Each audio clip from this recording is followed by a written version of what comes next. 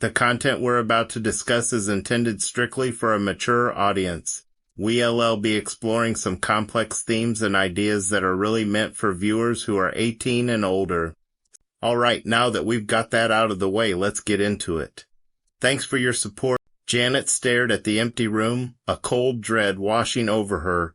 Todd and Kyle were gone, just vanished. Her heart hammered against her ribs, a frantic drumbeat of pure panic. Where could they be? How could she have let this happen? Her mind raced through 1,000 worst-case scenarios, each one more terrifying than the last. As if on cue, her phone buzzed. It was Kyle's mom. Janet's blood ran cold. She took a shaky breath and answered, forcing a cheerfulness she was far from feeling. "Hi, Susan. Oh, they're doing great. Just playing in the backyard. Thanks so much again for letting Kyle come over." The lie felt like ash in her mouth. As soon as she hung up, the facade crumbled. She had to find them. No matter what, she had to protect Todd. He was her son, and she wouldn't let anyone or anything take him away from her. The thought solidified into a fierce maternal resolve. She would find him. Meanwhile, miles away, Todd and Kyle were on a mission, a secret mission orchestrated by Kyle. "She's going to be so happy to see you, man," Kyle said, pushing Todd's wheelchair along the sidewalk, their destination. The home of Tanya, Todd's girlfriend. Well, girlfriend was a strong word for it, but they were definitely something. They had that classic sweet puppy love thing going on. In fact, right before the accident, they had shared their very first kiss. It was a magical, innocent moment that now felt like it belonged to another lifetime. Kyle was convinced that seeing Tanya would be good for Todd, that it would spark something, bring a piece of the old Todd back.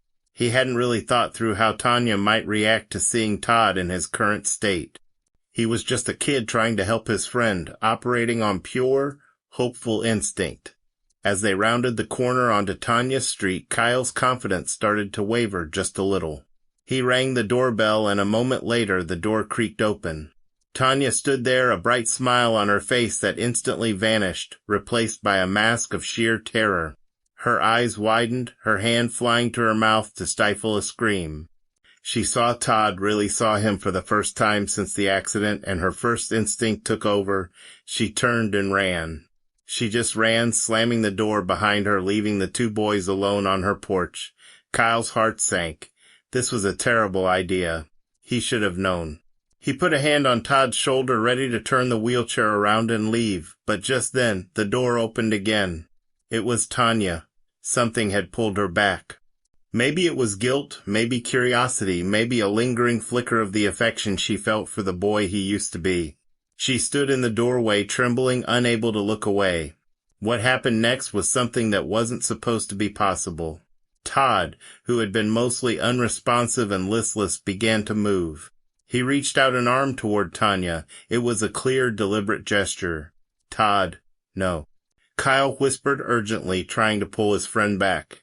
But Todd was surprisingly strong, stronger than Kyle remembered. He ignored his friend completely, his focus entirely on the girl standing before him. Before either of them could react, Todd pushed himself forward out of his wheelchair and grabbed Tanya. He pulled her into a hug, a crushing, desperate embrace. Tanya shrieked, fear overriding any other emotion. "Todd, let me go.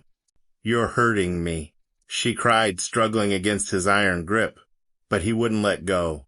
It was as if he was trying to absorb her, to hold on to the last piece of his old life with a terrifying force. Kyle panicked. He threw himself at Todd, trying to pry his arms off of the terrified girl, but it was no use.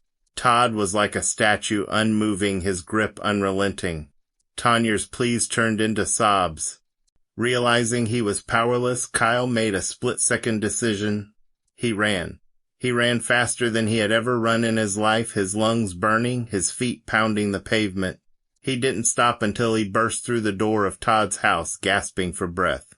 "Janet, it's Todd. And Tanya, you have to come now."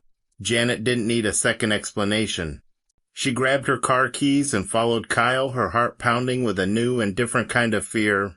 They sped back to Tanya Street, and Janet's stomach dropped at the scene before her.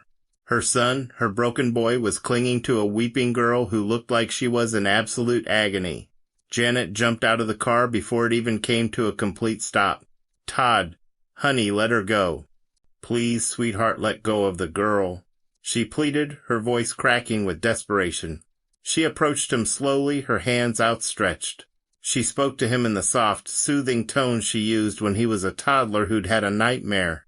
For a moment, nothing happened. Then, as if her voice finally broke through the strange fog he was in, Todd's grip loosened. He released Tanya, who immediately scrambled away, sobbing uncontrollably. Todd then turned, walked slowly and deliberately over to his mom's car, opened the back door, and got in as if nothing had happened.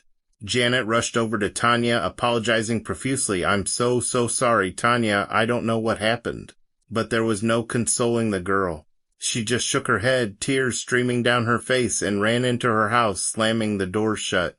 The ride home was thick with a tense, unnerving silence. Janet dropped a quiet, shaken Kyle off at his house, promising to call his mom later with a more believable excuse. As she drove the rest of the way with just Todd in the back seat, she kept glancing at him in the rearview mirror.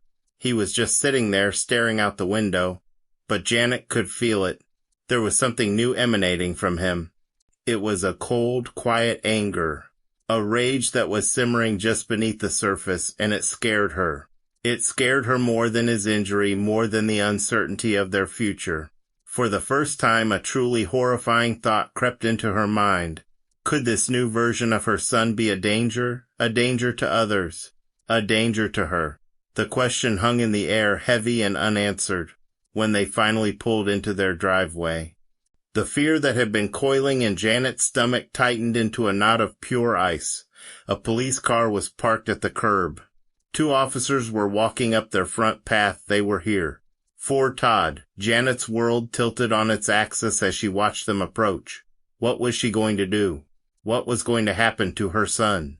The story is far from over. Make sure you resubscribe so you don't miss what happens next in the incredible adventure of Todd. We'll see you in part 4.